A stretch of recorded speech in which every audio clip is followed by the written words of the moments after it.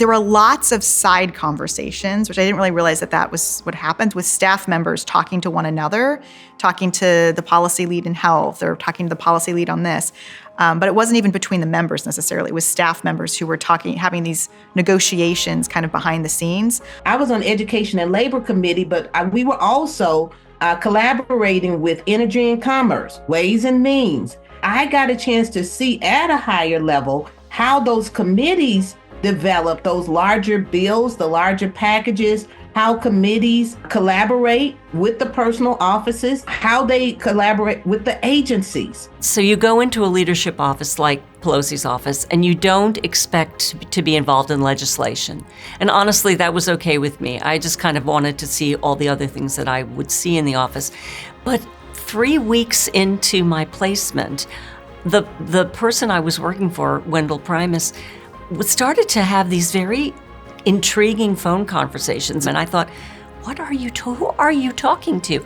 And it turned out that a problem that had been a policy problem forever, which was the sustainable growth rate, how we paid medical providers like physicians, he and John Boehner, the speaker at the time, their staffer, decided, we are going to fix this. So the two of them started to meet, but they started to meet secretively because they didn't want the committees to know. So here I am, a month into the fellowship, going up the back stairs to the speaker's office thinking, what the hell is this, right? And I couldn't tell anyone. I couldn't tell my cohort. Ultimately, it turned into, legislation that all of a sudden was a thing. And I think it was voted on March 27th, and I was on the floor of the House when it passed with only like 25 votes against it. Working in a leadership office, I did have the opportunity to express what I had sought, which was, how does leadership work? How do people get things done? How do agendas get set? How does compromise get made? So from the orientation, I gained this tremendous range of contacts.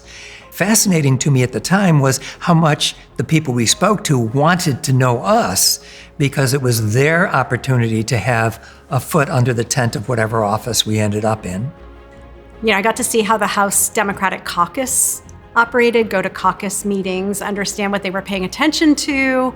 I was sitting in a basement office with no windows with these very high level staffers of the Democratic Caucus, the leadership team, who were writing the communications that were going out to all of the Democratic members, and with healthcare policy being kind of top of the agenda at that time.